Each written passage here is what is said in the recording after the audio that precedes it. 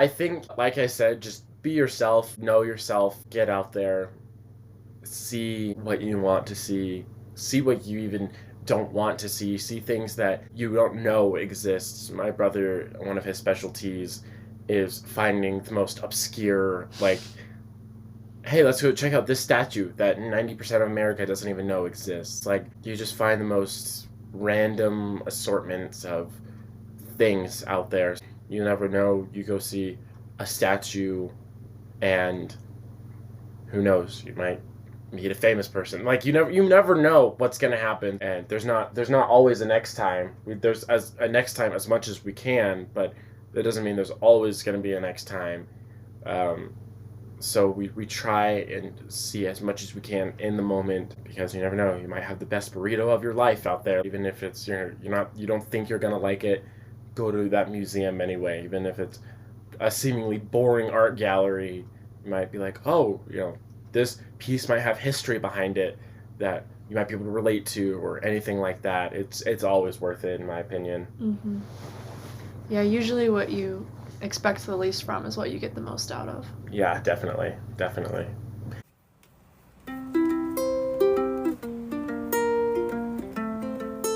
Hello and welcome to the Teens on the Road podcast, where we talk about all the ups and downs of living in an RV as a teenager.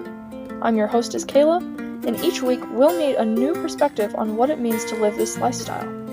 Whether you've been on the road for 6 months or 6 years, this podcast is here for you, to share laughs, to remember the hard times, and to celebrate the good ones.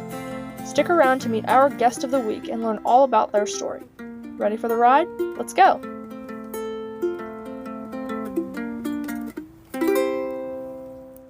Hi, I'm Levi. I'm now 18 years old. I've been on the road for around 3 years. Yeah, 3 years. 3 years and a couple months. An interesting fact about myself is that I've been to 3 countries. Awesome. Yeah. Great to have you on the show. Welcome. Yes, I'm very excited. It's been a long time coming. I know. Oh my gosh. So I met Levi 2.5 years ago. Yeah. At the very first Fulltime Families teen rally, and woot woot. Yes, and that was when I was first doing the podcast, and I was trying to get him on the show, but then things just weren't working out, and then we tried again 6 months later or something, and it was just blah. But finally, we're in the same place and we can get it done. So looking forward to it. Okay, you ready? Mm-hmm. So what is your traveling story? What inspired your family to start living this way? So that would start with my mom. She grew up with her family having an RV. Obviously, they didn't do this kind of full-timing back in the 19 whatevers. But she really enjoyed going on trips as a kid, going to different places with her friends, and so she wanted us to have that same experience. And so that was always one of her dreams for us, to have those same kind of experiences she had. And when we first got the RV, we didn't even know this lifestyle existed. So once we got the RV, it wasn't all that we were expecting it to be. So we were like, well, we have to find something different, kind of about this whole lifestyle. And then we found these full-time groups like Fulltime Families or Escapers or Ron. So we became part of those. But it really just started with going out and trying to see things that not everybody gets to see on a day-to-day basis. Nice. And that was 3 years ago? Yeah, we got the RV in July of 21, and our first event was October 21. It was the Escapers Family Halloween Convergence in Nevada somewhere, right outside of Vegas, I believe. Nice. Yeah, that was really good starting event, because we met a lot of people, and then we were able to continue with those friendships later down the road, meeting at Bash in January, and then continue with some of those to the first teen rally in Georgia. So we've kind of grown those friendships over the years, and I'm still friends with all of those people. So it was a really good event to start with, and that really put us on our path that we're on today, I'd say. Yeah, that's great. A lot of people, they don't start going to a community events till a year later or something. So the fact that y'all started off that way is probably really good for y'all. Yeah, we're huge people. So as soon as we're like, okay, we found groups, let's go. We were right out the door, and we pulled up and we started meeting people, and here we are now. So how old were you? You were 15? Yeah. No, hold on. 21, 14, right before you 14? turned 15. 14. My birthday's in December, so I was 14 at the time. Yeah. So what was it like transitioning into RV life? It was different. It was a lot less space, obviously. There's not as much, I guess the word is privacy, maybe, because at least in our setup, we don't all have rooms, and so we still have, room for clothes and school supplies and stuff like that we bring with us, but it's not as, concealed as a house would be. But if you try to get out as much as possible, so you don't really realize that lack of space. And obviously we're in each other's hair all the time, so that causes problems every now and then. But the most difficult part was definitely trying to figure out how we're going to take our sticks and bricks house and put it in something that has 600 square feet.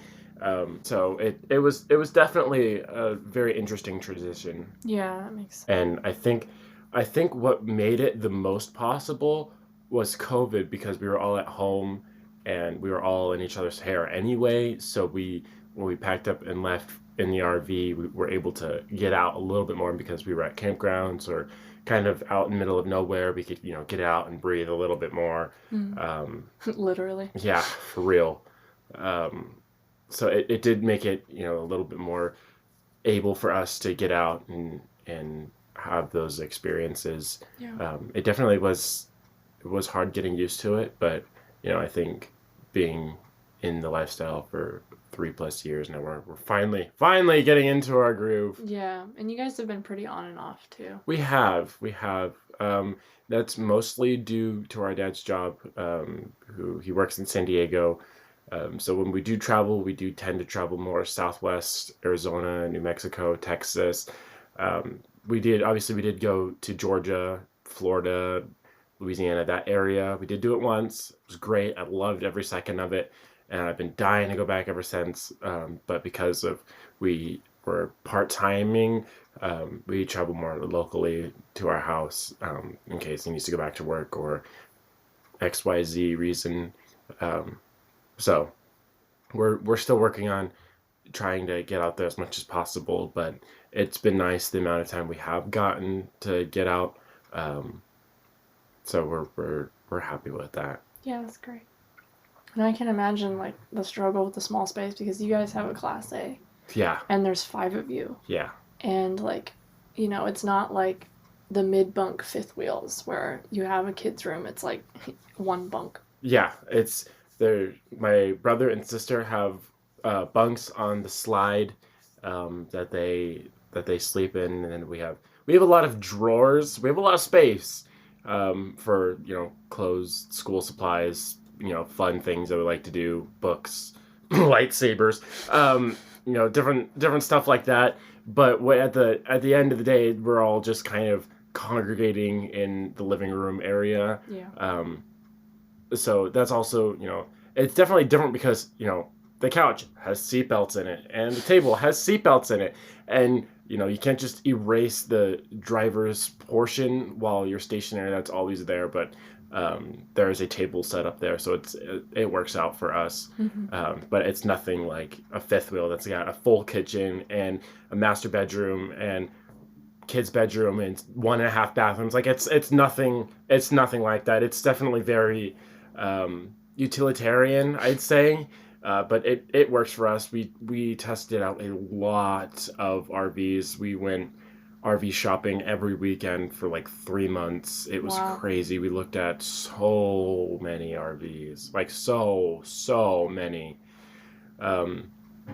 We originally looked at travel trailers because my mom has a Yukon that has a pretty good towing capability, but nothing worked out like we wanted it to. And then we didn't have a big truck, so we couldn't get a fifth wheel. And then, getting a big truck to pull another fifth wheel, that's just way too much money. So we finally opted for a Class A that we could drive, and then get something to pull behind that fit us, which that's a whole different topic. But this one was also, keep in mind, audience, I'm 6'2", so I'm not easy to fit inside of small spaces. So we finally found a rig that had extended bunks and a queen size bed over the cab that I fit on. Just for you. Just for me. I was literally the rule of thumb deciding factor on the RVs. That was the main consideration, because all of the bunks were like 5 foot, standard size beds, but I couldn't fit in any of them, not on the couch, not on the dinette, not on so ours just checked all the boxes. It fit all of us, and we're like, great, we found it. Looks nice on the inside and outside, and we pulled the trigger on it and haven't looked back. Yeah, for sure. We didn't even look at fifth wheels until we actually were on the road and we're at these events looking at other people's houses. We're like, you guys have a full house on wheels. Like, we have living spaces, but you guys have a house. Like, that is insane. Yeah. So that was crazy for us just to realize what, it's capable of living in. And it was really eye-opening for us, but we fit, and it works for us. That's the most important part. Yeah, good enough. So what impact has traveling had on your mental health? Oh, that's a good question. It's been extremely beneficial. There is a black and white difference when we are home and when we are out on the road. Most of the time when we're out on the road, we're trying to meet up with friends, or we try to meet as many people as we can. We're going to events, and my whole family is extremely, extremely extroverted. So we thrive around people, and we don't get that same sort of community when we're at home. But like I said, we launched during COVID, so we had nobody to see, nowhere to go. It was just us all the time. And so we did 2 different theme days to try to, pass the time. But it's nothing like, being able to get out and meet people, and just that sense of fresh air when you get to a new place and there's different things to explore. And we're even just sitting outside in a breeze, that changes everything. So especially COVID was really hard on my mom and my older brother. So once they finally got into the RV, it was definitely an experience to try to figure out, what does this mean for us? But once we got into our groove, it severely improved everything for everyone. We're so much happier all the time. The dogs love it, because our little puppy loves finding sticks at every campsite. It's great for everyone. Yeah, that's awesome. Has traveling brought your family together? It has. It also has posed some challenges, I think, because, when we're at events, we all want to go, talk to our friends, hang out with our friends, and kind of leave that sense of family behind. So it's also kind of different when we're by ourselves and when we're at events. So we try our best to, do things as a family when we're by ourselves and make memories. And then when they also have events and they have oh, we suggest you go to this hike spot. We try to do those sort of things as family to make memories. But it's 50-50, I'd say. But it's definitely brought us closer in the end run, I'd say. Mm-hmm. That makes sense. So tell me more about your pets. Pets. Oh boy. So we have Sarge, who's a shepherd, black lab, and golden retriever mix. He just turned 12. He's been traveling with us the whole time. And we've been traveling for 3 years, so he's always been in that later stage of life. He's easygoing. He loves just, laying down while we drive, and then we get to a new spot and he's ready to go, figure out where we are, what's around. Mm-hmm. He loves people. He just loves a nice, sunny, breezy day. He's awesome. And then Dakota is our half Pomeranian, half Husky, 100% energy furball, 1.5-year-old puppy. It's been quite the time getting him accustomed to the driving, because he doesn't like to sit still for very long. So he's bouncing everywhere all the time during travel days. But we're finally getting to a place where he's realizing that he just has to, lay down, take a nap. He can kind of play with a ball or a bone while we're driving. But when we're parked somewhere, he likes to, be outside, go for walks, go for hikes, all that kind of stuff. And Dakota is only 1.5, so he hasn't been with us the whole time. We got him last October, so he's getting used to it for sure. I'm pretty sure at this moment he's laying outside chewing on a stick that he found in our campsite. Every day that we've been here, we've taken him out. He's come back inside with a different stick. I kid you not. He loves outside. He's in and out all the time. He loves it. That's great. Do you have any funny stories about your pets? Funny stories. I don't know if this is funny, but at the last campground we were at, we were late at night taking Dakota out, and Dakota just starts going crazy on the leash. And I'm looking around, I don't see anything. So I go back inside, grab a flashlight, and turn on a flashlight. And looking at me from across the other campground site is a javelina staring me right in the face. And I was like, oh, that's what you were going crazy over. So I take it back inside because we don't need any altercations breaking out. So I don't know about funny. I'm sure Sarge just had his moments. He's a pretty funny dog. He likes going out. There's been a couple of times where we get somewhere new, we open the door, and he's right there ready to go sniff around. He knows where he lives, so even if he were to get out, go sniff around some trees, he come back. So yeah, he doesn't seem like he'd go very far. He knows where his food is and where his people are, so he'll come back. That's for sure. Yeah, you have good dogs. So how do you road school? Road school. So we've always been homeschooled. So just schooling in a different place is nothing new for us. So we try to do as much work as we can while stationary. First part of our day is always school and chores and stuff that need to get done, just standard everyday life. And then while we were actually driving, that's a little bit harder because, RVs jostling up and down. Arizona roads aren't easy to do anything on at all. It's crazy, man, especially in our RV. It's up and down, side to side. It's insane. So if I do school on the road, it's all computer work. But anything else, I try to get done while we're at a campground or while we're parked anywhere.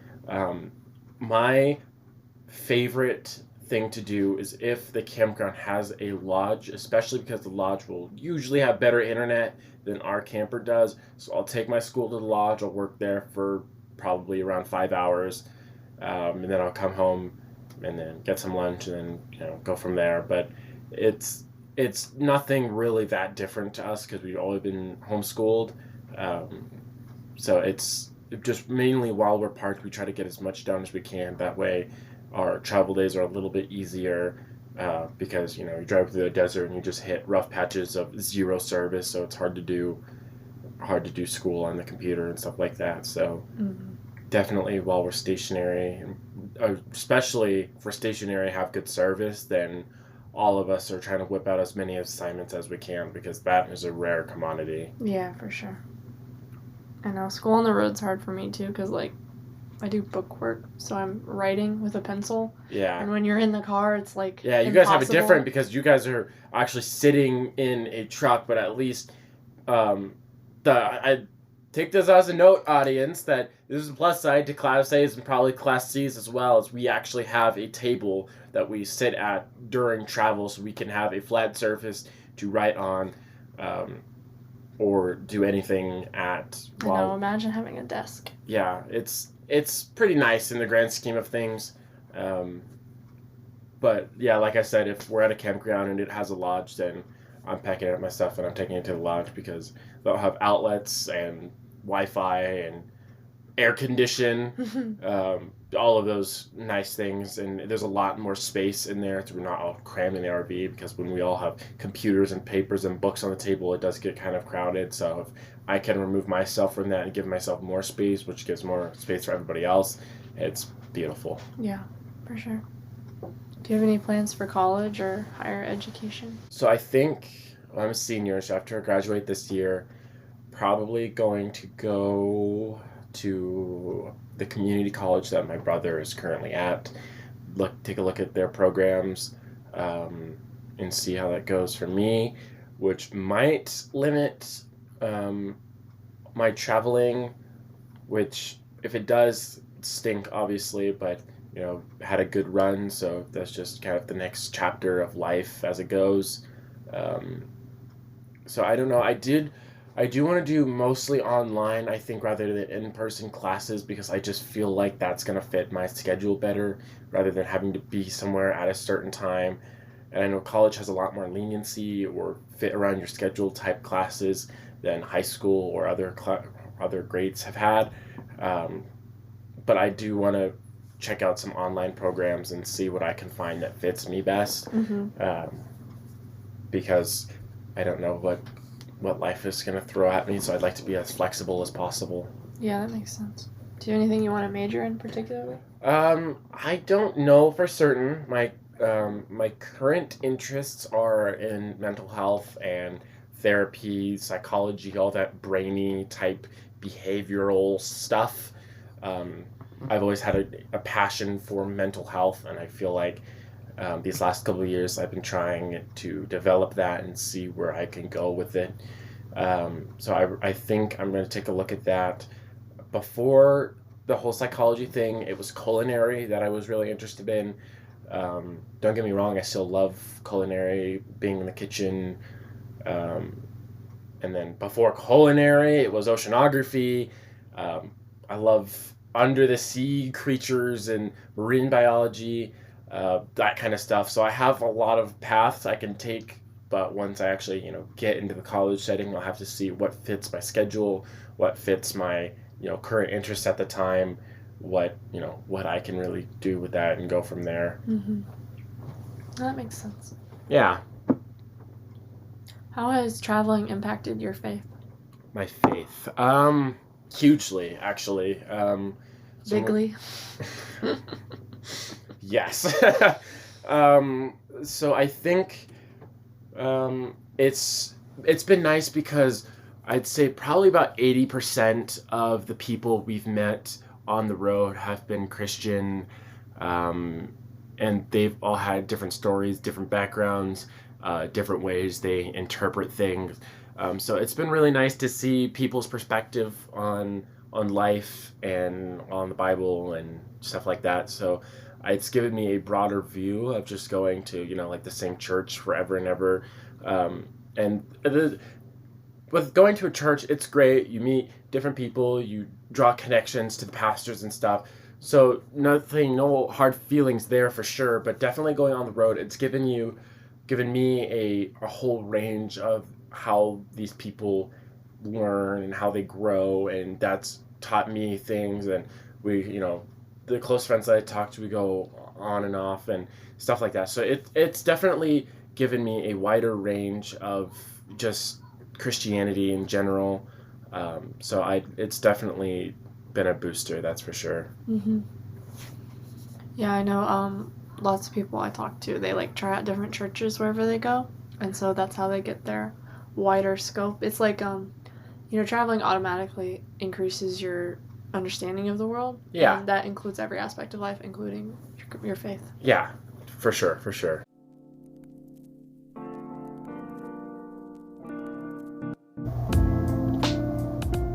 One of the hardest parts of life on the road is the feeling of loneliness that comes from not being with friends your age. Moving from campground to campground, it can be hard to make lasting connections. That's why this episode is sponsored by Fulltime Families, an organization that specializes in creating events for traveling families to connect, laugh, share stories, and have all sorts of fun adventures. Visit fulltimefamilies.com to learn how you can find your people.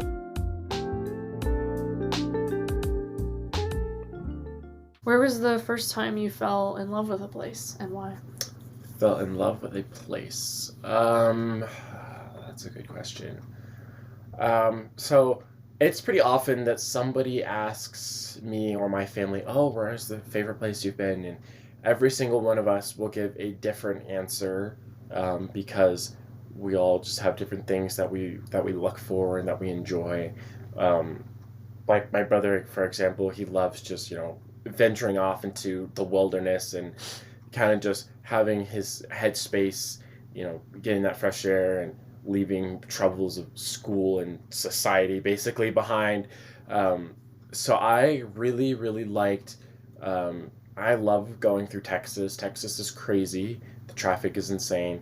But my favorite place, I think, that I've been is McKinney State Falls, right outside of Austin.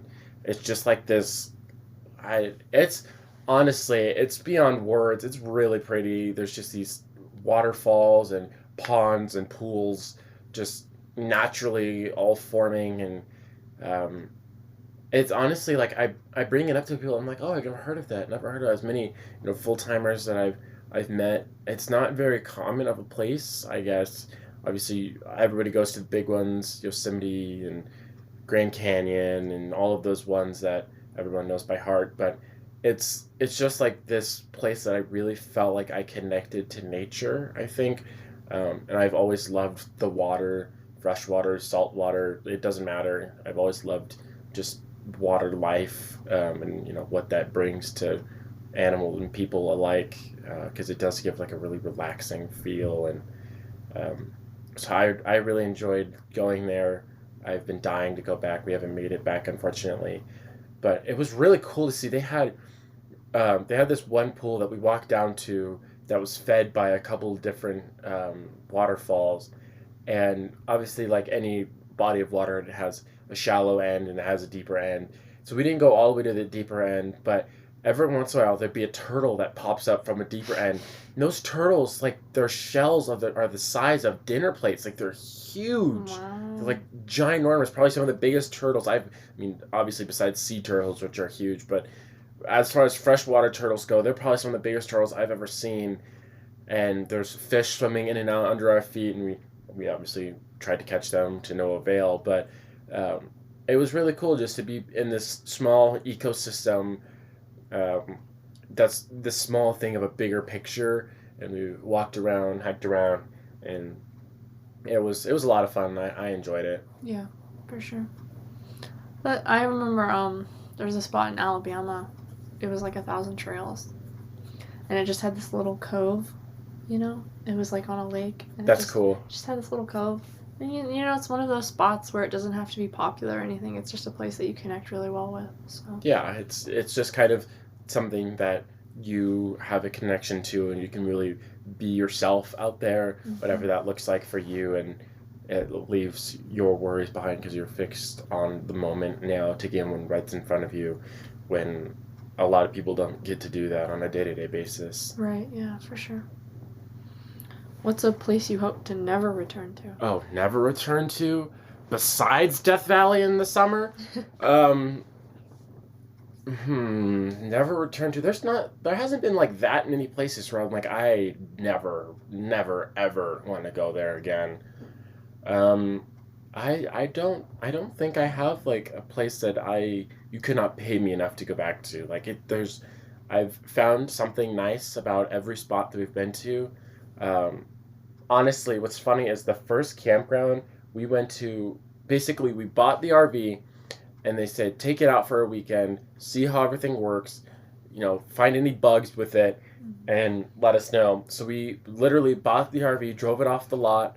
Our mom followed behind with our camping supplies, and we pulled up to the campground, and this campground is like abysmal. Like it's just not like fantastic in any sense of the word, besides the pool. The pool was pretty good, but it was really spread out. It was hot outside because we went in July, but there wasn't anything super spectacular about it, I guess.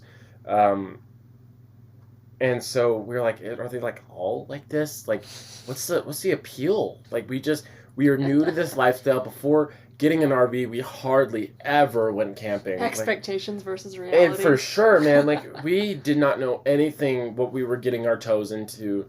And obviously things had changed over the last, 30 years from my mom's experiences in an RV. So everything is so much different than we could possibly imagine. And so we were like, what do people find interesting in this? And then the next campground we went to, we're like, oh, this is great. Now I see it now. That one was just a bad example. And I feel like that feeling has continued for the most part. Every once in a while you end up at a campground and you're like, this is less than fantastic. Cross this one off the list that we don't have to come back to. So yeah, it's just, I haven't really found, especially like with national parks or anything like that, I haven't really found anywhere that I'm like, no, I'd never go back there. Mm-hmm. Yeah, that makes sense. But Death Valley in the summer, huh? Yeah, it wasn't even like the summer one. I don't know. Let's see. Let me think. It was probably around towards the end of the hot season, but still too hot at night. I remember we were in Death Valley, and there's a semi-famous Greek restaurant there. I don't remember what it's called, but they have a big like truck semi-truck parking lot because a lot of shipping companies go through there, and so there's a couple of other RVs there. So we were running the generator to fuel the AC because it's like 100 degrees. But eventually, like, we have to kill the AC because the generator will take up all the gas. So that portion of the night was awful. We were sticky and sweaty like the whole night. Ugh. Didn't get any sleep whatsoever. There's been a couple of times like that, just, driving through Arizona during the hot months, and it's just, you're fighting a losing battle. If you're not, like, connected to 50 amp, you're toast. It's literally toast. It's literally toast. It's not friendly whatsoever, but you gotta take the bad with the good, mm-hmm. right? So yeah, it's not sure. all ice cream and rainbows. Don't let anybody fool you. Mm-hmm. For you, what is the hardest part about traveling full time? If there's a bad part at all, Just the hardest part. I mean, just sitting and driving, trucking along. Probably we try to break it up. I think our method is 6 or 8 hours travel day, if that's what it takes. Mm-hmm. It's going through Texas. That's a trek. Going from California to the deeper Southwest. That's a trek. So, I mean, the hardest part is probably just, are we there yet? Are we there? And that's something you learn to understand, is it just takes time and you get used to it. So it's not half as bad as it used to be. But it's, I mean, the hardest part probably is just waiting, because you don't have much to do. Obviously, we have screen devices, or books or school if it's weekday. So it's worth it, I'd say. Yeah, that makes sense. In your experience, what is the best way to make friends on the road? That all depends on you. That's really what it is, because like I said earlier, very, very extroverted. I go up to anybody, literally almost everybody. Hi, I'm Levi. What's your name? How old are you? Where are you from? Like, I'm just naturally, that's always been me. No matter the setting, I'm going to find people, especially those who stick to the corners and don't like the spotlight, or don't feel comfortable in the spotlight. That's always been my thing, is to give those underdogs a quote unquote fighting chance. I've had a lot of friends over the years, on the spectrum or just antisocial, just different. They're all fantastic people. So I will go up to anybody, but if you're not as out there as I am, it's definitely going to be harder for you. I honestly just get out there as much as you can. You don't have to talk to everybody, but try to participate in as many things as you can, and you'll find people. You could see somebody wearing a t-shirt that says something funny or has your favorite character on it, like just different stuff like that, and boom, that's a connection point. Or you're doing something and go over, oh, you need help with that, and boom, connection point. That's just, you got to make those ties, and then once you get those, you kind of get more the feel for it. But since I'm, like I said, I'm very extroverted, it's always been easy. I can insert myself into almost any circle and have something to say, something that's going to tie me into the conversation, or connect myself with those people. So it all really depends on you personally, but the one piece of advice I'd say is just get out there as much as you can. Whatever you're comfortable with, do that, and you should be able to make, even if it's only a few. If you're not one of those type of people that likes a large group of friends, you only need a couple of people. And I do have a lot of friends who aren't as extroverted as me, and so we'll see them for a week, and then they'll can see a little bit, and they'll go inside, and they're like, no, I'm kind of people. We say they have a people battery, and they're like, oh, my people battery is drained. They need to recharge, spend some time with themselves, recouping, and then they'll come back out. And so, if that's you, totally fine. You just have to understand who you are to meet other people, and I think that's the biggest key. Yeah, you always want to have your social battery full and not overextend yourself. Yeah, the thing with our family is our social battery never dies. Like, it never has, it never will. We are always 100% of the time. The more we're out, the better. So we try, and that's honestly been hard for us, because when we meet someone who isn't just like us, and we're like, hey, let's go for a hike, let's do this, let's sit, and they're like, no, like, I can't do that right now, I need to stay inside for me. And we're like, but why? Like, we were just hanging out yesterday, like, what's the difference? Yeah. So that's been something we've had to come to understand and figure out, how people are, what makes them tick, so we really have adapted to those situations, and there are a lot of people still who are just as extroverted as us, but it's always a little bit, when we're like, okay, let's go, and they're like, no, not today. Yeah. And so, like, okay, well, we'll find something else, and then that kind of is a difference between my family and everybody else. Yeah. Yeah, I know you guys have always been down to do stuff all the time. Yeah, we like to go out and make those experiences, have fun with people as much as possible. So that's us in a nutshell. What is something about traveling that you have learned to love? Learn to love. From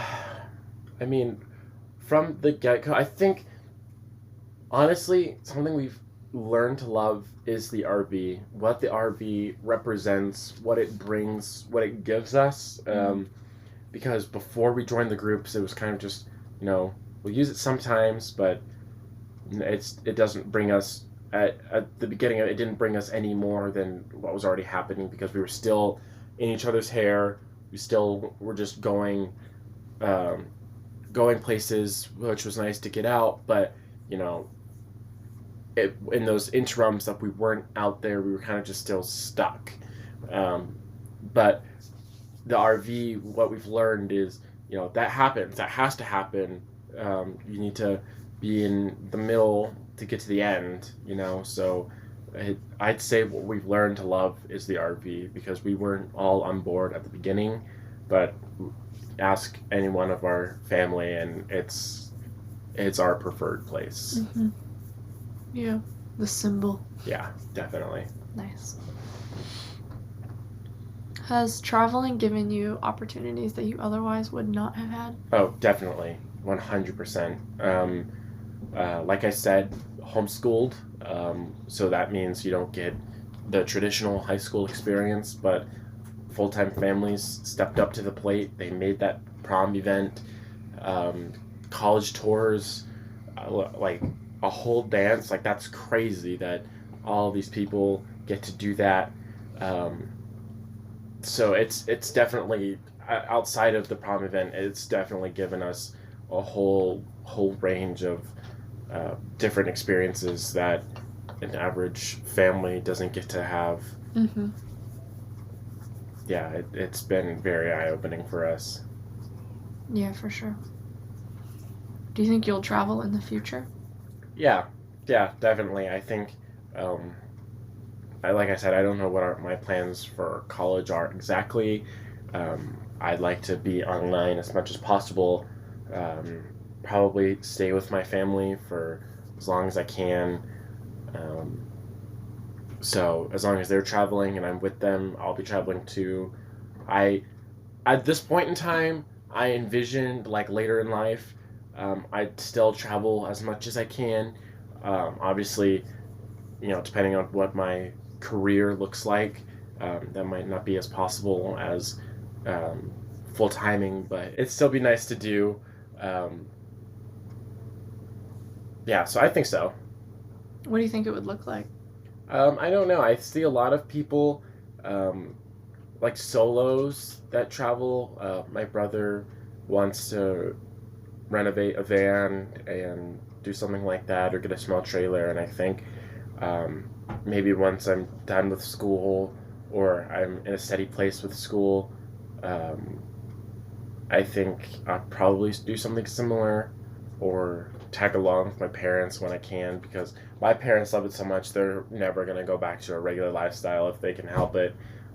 Plus my sister still has another 10 years that she could travel with them. So yeah, I think something not as extensive trips as we're taking now, but still as much as possible. Mm-hmm. Yeah, that makes sense. For our audience, what advice do you have to give them about living this way? Drink water. I think, like I said, just be yourself, know yourself, get out there, see what you want to see what you even don't want to see things that you don't know exists. My brother, one of his specialties is finding the most obscure, like, hey, let's go check out this statue that 90% of America doesn't even know exists. Like, and those are often like the coolest things. Like, you just find the most random assortments of things out there. So even if it's not right up your alley, I would highly recommend going and seeing as much as you can and making memories out of those, because you never know. You go see a statue and who knows, you might meet a famous person. Like, you never know what's going to happen. So just find as many of those opportunities to go see things as much as possible, and trust me, you won't regret it, because we've seen so many different cool things out there and been to so many places. It's been really cool for us. Yeah, I think you're more likely to regret the things you didn't do. Oh yeah, 100%, because we'll leave somewhere, someone told us to go see something and we didn't. We leave there and like, oh man, we didn't see that. And there's not always a next time. There's a next time as much as we can, but that doesn't mean there's always going to be a next time. So we try and see as much as we can in the moment. Go for hikes and see different creatures and animals out there, or walk around the city that you're in, because you never know, you might have the best burrito of your life out there. Like, just different stuff, different things for everyone. Like I said, even if it's you don't think you're gonna like it, go to that museum anyway. Even if it's a seemingly boring art gallery, you might be like, oh, this piece might have history behind it that you might be able to relate to, or anything like that. It's always worth it, in my opinion. Mm-hmm. Yeah, usually what you expect the least from is what you get the most out of. Yeah, definitely. And we're learning a lot from other people who go and see twice as many things as we do, because they've been in this lifestyle longer than us. They know where to go, when to go, different stuff like that. So we try to gather as much information. Obviously, there's endless resources online, social media, just, connections I make with people. Those are all very worthy sources. Word of mouth is definitely a very suitable option. You just get this whole range of things, and you can find things that interest you more, but like we went to a cathedral in Sedona, Arizona, and I was like, but do I want to go? But I went anyway, and the view was really great, and then we ended up learning things about Sedona. And so it gives you a better understanding of where you are and what this place has meant to many people over the decades or centuries if the city's been around that long. Mm-hmm. So just get out there if you can. Yeah, for sure. Oh, so before we wrap up, do you have any closing thoughts or questions for me? Closing thoughts or questions? I don't know if I've ever asked you what inspired you to do a podcast. So, I have told this before, but let's see. The first year of traveling, I had only made one traveling friend, Elizabeth. We met at Yellowstone. And it was just really hard to go from our, little tight-knit homeschool community to having, like, one friend who I didn't talk to very often anyway, and who, Right. it's just a lot, very different. And then my friends back home, we were growing apart, they were having their normal life, and I was, like, completely isolated, and it was just hard. And so I was like, well, I mean, there are other teenagers on the road, and, like, we don't really have a way to connect with each other. And, Yes. this was 2021. It was before the teen rally, Yeah. So it was just like I felt that there was a gap, and there was also a gap in my life. So I was like, I don't even know where I got the podcast idea. Like, I have no idea where that came from, but I was just like, you know what, that sounds like a cool way to meet new people and to, encourage community growth in the teen RV community. Yeah, especially the hardest thing is trying to meet when you're not at these events or you're at a campground, and especially a lot of the Thousand Trails have Facebook groups of people with kids who are there at the moment. And so it's a little bit easier at these events to meet other people your age, but when you're not at these events or just had gotten these events, it's really hard to find other teenagers because from my experience, teenagers as a whole have become more antisocial with, social media or video games or just different stuff like that keep them inside. And so me and my brother were outside, we're looking for people, we're like, hello, where are you? And we always hear these parents like, oh, I've got, 2 kids, 2 teens, I'll send them outside, but it's very hard to see them for the first time. But, if you can get them out there, then you have a higher chance of seeing them again. Mm-hmm.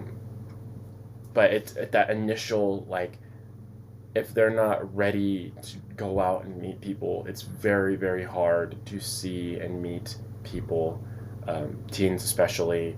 My sister, who's 10, has had a pretty easy experience because 8, 9, 10-year-olds are always riding bikes, riding scooters, playing at playgrounds, different stuff that she enjoys doing, which are mostly geared towards outside. But as the rise of technology, people my age tend to recluse and stay inside, so we try our best to pull them outside and say, like, hey, I love doing those things too, but I'm right here, let's do something outside, go touch grass, as the teen populace says nowadays. So that step is really hard for a lot of people, but it's fluctuated over the years, honestly. I feel like when we first started, it was fairly easy, and then later on, it was really hard, and then it's starting to get a little easier now, I would think. Yeah.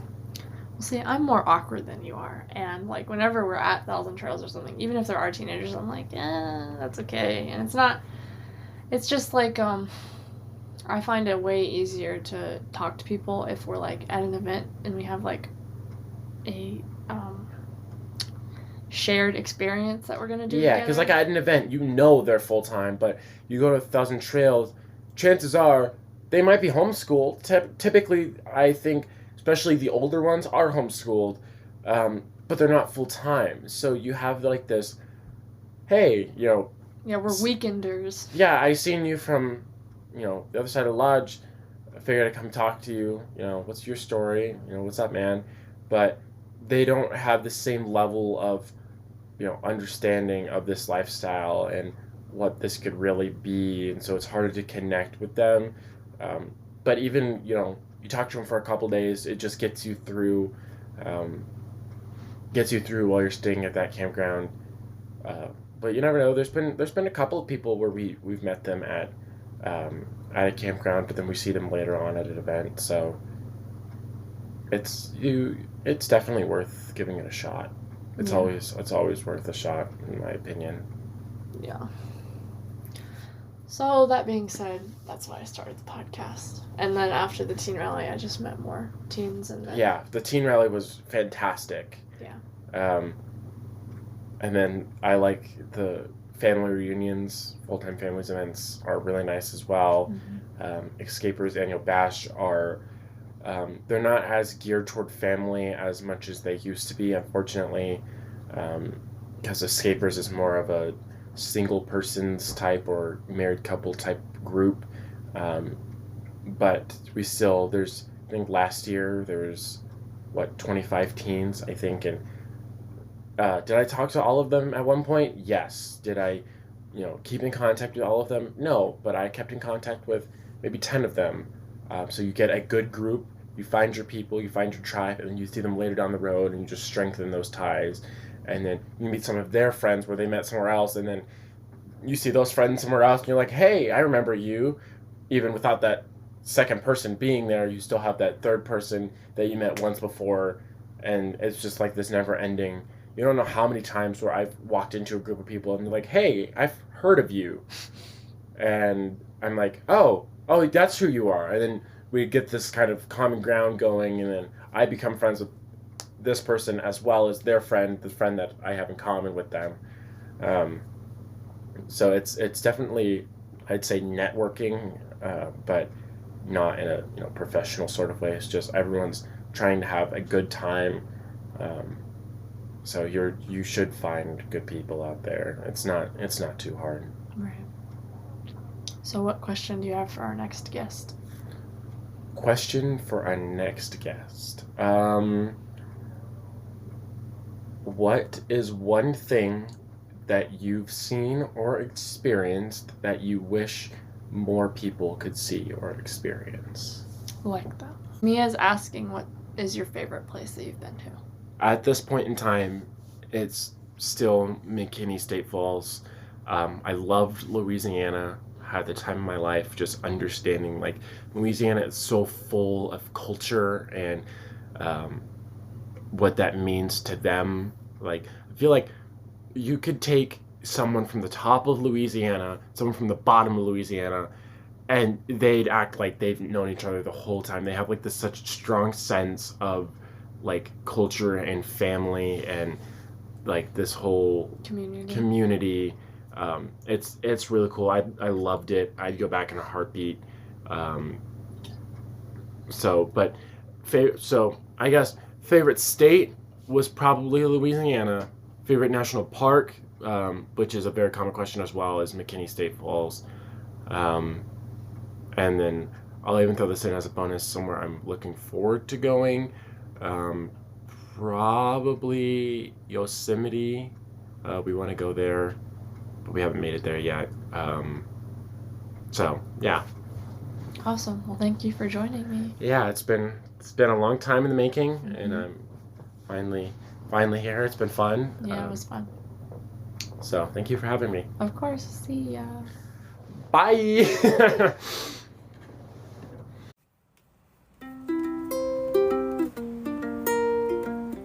If you liked this episode, feel free to subscribe so you never miss one. If you'd like to connect with us, follow us on Instagram and feel free to reach out with any questions or feedback. And don't forget to leave us a review on your streaming service of choice. It really helps us grow and reach more listeners like you. If you're a traveling teen interested in being a guest star on the show, fill out our form and we'll get back to you soon. This episode was sponsored by Fulltime Families. Find out more at fulltimefamilies.com. Our intro song was created for Teens on the Road by Mila Rose, and you can follow her Instagram at Mila Rose Sings. Special thank you to our guest of the day, Levi. You can follow his family's adventures on Instagram at Jamal's RV Journey. Thank you again for listening, and see you down the road.